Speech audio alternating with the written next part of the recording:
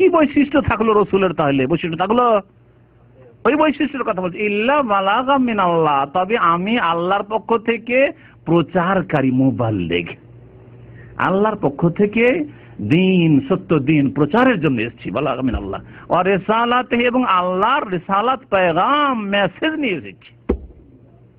ওহি আমার উপর হয়েছে, আর এই ওহি ভিত্তিক রিসালাত আর পেগাম নিয়ে এসেছি তোমাদেরকে পৌঁছানোর জন্য আর তোমাদের কাছে প্রচার করার জন্য। ইল্লা বালাগাম মিনাল্লাহি ওয়া রাসূলিহি। এই জন্য নবী সাল্লাল্লাহু আলাইহি ওয়াসাল্লাম কি বলেছেন? আমার ক্ষেত্রে বাড়াবাড়ি করে লা তুতরুনি, যেমন ঈসা আলাইহিস সালামের ক্ষেত্রে খ্রিস্টানরা বাড়াবাড়ি করেছে, আর কি বলো? ফাকুলু ইন্নামা আনা আবদুন, আমি একজন গোলাম, আল্লাহ পাক রব্বুল আলামিনের বান্দা। ফাকুলু আব্দুল্লাহি, আল্লাহর বান্দা। তো আল্লাহর বান্দা তো আমরাও, আল্লাহর বান্দার সাথে সাথে ওয়া রাসূলুহু, তার রাসূল, ইল্লা বালাগাম মিনাল্লাহি ওয়া রাসূলি রিসালাতিহি, আল্লাহর পক্ষ থেকে ইসলাম প্রচারের জন্য এসেছি এবং পয়গাম পৌঁছানোর জন্য এসেছি। ওয়ামাইয়াসিল্লাহ, সুতরাং আল্লাহ পাকের যে বিরুদ্ধাচর, নাফরমানি করবে, ওয়া রাসূলুহু, তার রাসূলের নাফরমানি করবে, ফাইন্না লাহু নারা জাহান্নামা, তার জন্য কি রয়েছে? জাহান্নামের আগুন রয়েছে। খালিদিনা ফিহা আবাদা, সেখানে চিরকাল বসবাস করবে। কেমন কথা? আল্লাহ এবং রাসূলের নাফরমানি করলে চিরকাল জাহান্নামে থাকতে হবে? তাহলে কুফরি করলো না কেউ, যদি অন্য পাপ করে নাফরমানি করে, সুদ খেয়ে, বা সুদ তো খুব বড় গুনাহ হয়ে গেল, মদ খেয়ে, হ্যাঁ, জুয়া খেলে, হ্যাঁ, হারাম কথা বলে, অশ্লীল ছবি দেখে কেউ যদি আল্লাহ রাসূলের নাফরমানি করে, নাফরমানি করলো না, চিরকাল জাহান্নামে থাকবে? কি খারেজিদের দলিল হয়ে যাবে যে একটা পাপ করলেই একবারে জাহান্নামে চিরকাল থাকবে আর কাফের হয়ে যাবে। না, এখানে কি বোঝানো হয়েছে তাহলে? ওয়ামাইয়া আসিল্লাহ ওয়া রাসূলহু, আল্লাহ এবং রাসূলের নাফরমানি করবে কুফরি কাজ দ্বারা, আল্লাহকে অস্বীকার করে, শিরিক করে, কুফরি করে, অথবা পরকালকে অস্বীকার করে, পরকালে বিশ্বাস না করে, কোনো সময় পরোয়াই করলো না, সারা জীবন চলে গেল একজন মুসলিমের, কিন্তু কখনো এই কথা তার চিন্তা আসলো না যে আল্লাহ আমাকে কি জন্য সৃষ্টি করেছে। নামাজ পড়া তো দূরের কথা, কি জন্য সৃষ্টি করেছে? খাওয়ার জন্য, আর যৌন ক্ষুধা পূরণ করার জন্য? ব্যাস, সারা জীবন চলে গেল, দুনিয়ার ক্ষেত্রে বহু মেহনত করলো, রাজনৈতিক ক্ষেত্রে বহু মেহনত করলো, কিন্তু আল্লাহর দিনের ক্ষেত্রে তার খাতায় কিছুই নাই। মুসলিম কখনো মুসলিম নয়। এইরকম নাফরমানি যারা করে মারা যাবে, ওয়ামাইয়া আসিল্লাহ ওয়া রাসূলহু, মানে এমন নাফরমানি যেটা কুফরি পর্যন্ত পৌঁছে দিয়েছে। 10টি যে ঈমান ভঙ্গকারী বিষয় সম্পর্কে আমার আলোচনা আছে উলামায়ে কেরামদের কিতাব থেকে, সেই বিষয়টি যদি এর সাথে লাগিয়ে নেন তাহলে স্পষ্ট আরো হয়ে যাবে, যারা এমন কাজ করে আল্লাহ রাসূলের নাফরমানি করলো যেটি কুফরি পর্যন্ত পৌঁছে দেয়, তাহলে তাদের জন্য জাহান্নামের আগুন রয়েছে এবং চিরকাল সেখানে তাদেরকে থাকতে হবে। আর যদি নাফরমানি এমন করে যে নাফরমানি কুফরি পর্যন্ত পৌঁছায় না কিন্তু ফাসিকি, তাহলে আল্লাহ পাক রব্বুল আযাব দেবেন, দুনিয়ার আযাব দেবেন, কবর আযাব দেবেন, হতে পারে জাহান্নামেরও আযাব দেবেন, দীর্ঘদিন দেবেন, কিন্তু চিরকাল আল্লাহ দেবেন না যদি ঈমান ঠিক থাকে এবং 5 ওয়াক্ত নামাজ ঠিক থাকে। আল্লাহ পাক যেন আমাদেরকে জাহান্নাম থেকে রক্ষা করেন। আল্লাহ পাক রব্বুল আমাদের সকলকে যেন জান্নাতুল ফিরদাউস দান করেন। হাত্তা ইযা রাও মা ইউআদুন, এমনকি যখন তারা দেখতে পাবে তাদের প্রতিশ্রুত বিষয়, মানে আল্লাহর আযাবকে যখন দেখতে পাবে, কোথায় দেখতে পাবে? কিয়ামতের মাঠে, বিচার দিবসে। ফাসায়ালামুন, তখন জানতে পারবে, মান আযআফু নাসিরান ওয়া আকাল্লু আদাদা, যে কার সাহায্যকারী অতি দুর্বল এবং ওয়া আকাল্লু আদাদা, কার সংখ্যা সবচেয়ে কম, কার দলবল সবচেয়ে কম, এই কথা তখন জানতে পারবে। আজকে দুনিয়ায় এই দুটো বিষয় চিন্তা করুন।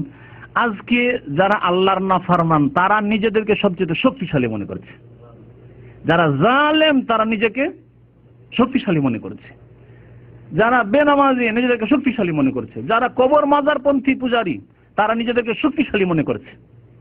কিয়ামতের দিনে ফাসায়ালামুনা মান আযআফু নাসিরান, সাহায্যকারীর দিক দিয়ে সবচেয়ে দুর্বল সেই দিন প্রমাণিত হবে এরা।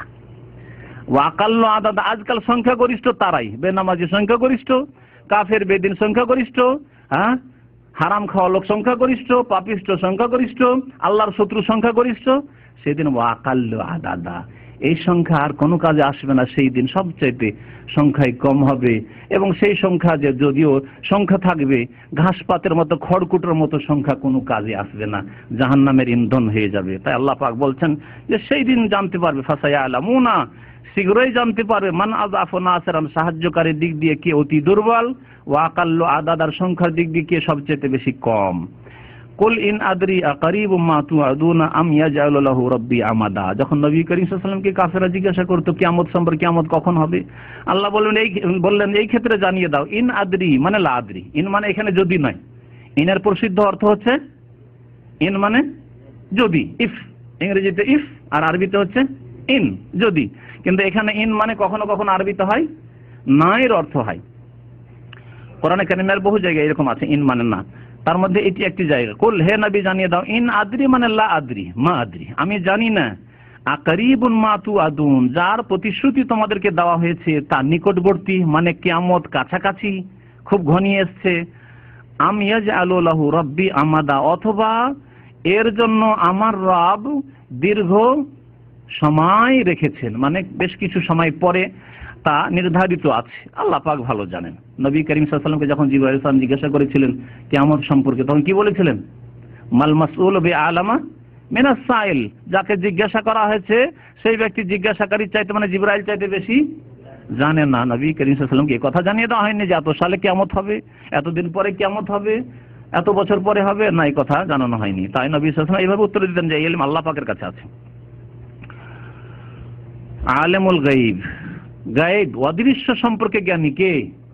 একমাত্র আল্লাহ। আগে কিছুক্ষণ আগে ওই আয়াত বললাম যেখানে বলা হয়েছে যে আমি নিজের ক্ষেত্রেও লাভ এবং লোকসানের মালিক নই, সেখানে বলা হয়েছে ওয়ালাউ কুনতু আলামুল গায়ব, আমি যদি গায়েব জানতাম তাহলে কোনো ক্ষতি আমার হইতো না, আর অনেক কল্যাণ আমি হাসিল করে নিতে পারতাম। লাভ যেখানে আছে সেখানে করলাম, গায়েব যদি জানি তো হঠাৎ করে জানতে পারছি এই ব্যবসা আমার লাভ হবে, গায়েব জানা আছে, ব্যবসা খুলে দিতাম। যেখানে ব্যবসায় লস খেয়ে যাবো সেখানে অনেক ব্যবসায়ী লস খেয়েছে, মার খেয়ে গেছে, পুঁজি বসে গেছে, একেবারে লাখ লাখ রিয়াল বসে গেছে। তাহলে গায়েব যদি জানতেন তাহলে কখনো ব্যবসা খুলতেন না, তাই না? নবী করিম সাল্লাল্লাহু আলাইহি ওয়াসাল্লাম তাই বলেছেন কোরআনে কারীমে। আল্লাহ পাক রব্বুল আলামিন নবীর কথা উল্লেখ করেছেন, নবী তুমি এইভাবে জানিয়ে দাও তাদেরকে। এখানে আল্লাহ পাক বলেছেন আলেমুল গায়ব, একমাত্র আল্লাহ। আলেমুল গায়ব, তিনি একমাত্র আল্লাহ, অদৃশ্য সম্পর্কে জানি। ফালা ইউযহিরু আলা গায়বিহি আহাদা, তার গায়বের উপর কাউকে অবগত ওয়াকিফাল করান না। তার গায়েব আল্লাহ ছাড়া কেউ আর জানে না। ইল্লা মানির তাজা মিন রাসূলিন, তবে রাসূলদের মধ্য থেকে যাকে মনোনীত করেছেন, রাসূলদের মধ্য থেকে যাকে মনোনীত করেছেন, মানির তাজা যাকে মনোনীত করেছেন, মিন রাসূল অর্থাৎ রাসূল, মিন বায়ানের জন্য রাসূল। এই রাসূল আমরা সাধারণ মানুষ বুঝি রাসূল মানে শুধু নবী সাল্লাল্লাহু আলাইহি ওয়াসাল্লাম না, রাসূল মানে আল্লাহ পাকের দূত। আর রাসূল বাশারি হইতে পারে মানে মানুষ রাসূল হইতে পারে, আর রাসূল মালাকি ফেরেশতা রাসূল হইতে পারে। ফেরেশতাদের রাসূল দূত কে ছিলেন? জিবরাইল আলাইহিস সালাম। আর মানুষের রাসূল শেষ রাসূল মুহাম্মদ সাল্লাল্লাহু আলাইহি ওয়াসাল্লাম। এখানে যদি নেন তার আগেও নবী রাসূল এসেছেন। যদি এই দুই রাসূল সম্পর্কে নেন তো গায়েব সম্পর্কে আল্লাহ ছাড়া কেউ জানে না। তবে যেটুকু আল্লাহ জানাতে চেয়েছেন প্রথম কে জেনেছেন? জিবরাইল আলাইহিস সালাম জেনেছেন। জিবরাইল আলাইহিস সালাম জানলেন, আয়াত নাযিল। এই আয়াতগুলি গায়েব নয়, আয়াতগুলি নিয়ে যাও আমার মুহাম্মদ সাল্লাল্লাহু আলাইহি ওয়াসাল্লামের কাছে গিয়ে পৌঁছিয়ে দাও। তাহলে জিবরাইল রাসূল, ফেরেশতা রাসূল প্রথম জানলেন গায়েবের কথা। অনেক গায়েবের কথা কোরআনে কারীম আছে, অনেক গায়েবের কথা তাকে আল্লাহ জানিয়েছেন, যাও দুনিয়ায় এই খবর পৌঁছে দাও নবী সাল্লাল্লাহু আলাইহি ওয়াসাল্লামের কাছে। রূহ সম্পর্কে, হ্যাঁ, আসহাবে কাহফ জিজ্ঞাসা করা হলো, ইয়াজুজ মাজুজ জিজ্ঞাসা করা হলো, বিভিন্ন প্রশ্ন জিজ্ঞাসা করা হলো, দ্বীনি মাসলা মাসাইল জিজ্ঞাসা, সবই গায়েব, সবকিছু গায়েব। ফেরেশতা রাসূল আগে জানছেন, ওহী নাযিল হচ্ছে রাসূলুল্লাহ সাল্লাল্লাহু আলাইহি ওয়াসাল্লামের উপর, তখন যতটা গায়েব পরিমাণ জানিয়ে দেওয়া হলো তত পরিমাণই নবী করিম সাল্লাল্লাহু আলাইহি ওয়াসাল্লাম জানতে পারলেন, তত পরিমাণই জিবরাইল আলাইহিস সালাম জানেন। তার বেশি আল্লাহ ছাড়া আর কেউ জানেন না। তাহলে ইলমে গায়েবের আকীদাই যে বেরেলভীদের আকীদা, এবং তাদের সাথে তাদের ভাইয়েরাও কিছু শরীক আছে। কি? যে নবী সাল্লাল্লাহু আলাইহি ওয়াসাল্লাম আলেমুল গায়েব, সবকিছু জানেন, সবকিছু জানেন নবী। এই আকীদা শিরকি আকীদা, আল্লাহর সমতুল্য করে দেওয়া, ওয়ালাম ইয়াকুল্লাহু কুফুয়ান আহাদ। অথচ স্পষ্ট ভাষা, এর চাইতে স্পষ্ট ভাষা লাগে? ওয়ালা আলামুল গায়বা, দেখো আমি গায়েব জানি না, তারপর জবরদস্তি না রাসূল আপনি জানেন, আপনি আলেমুল গায়ব।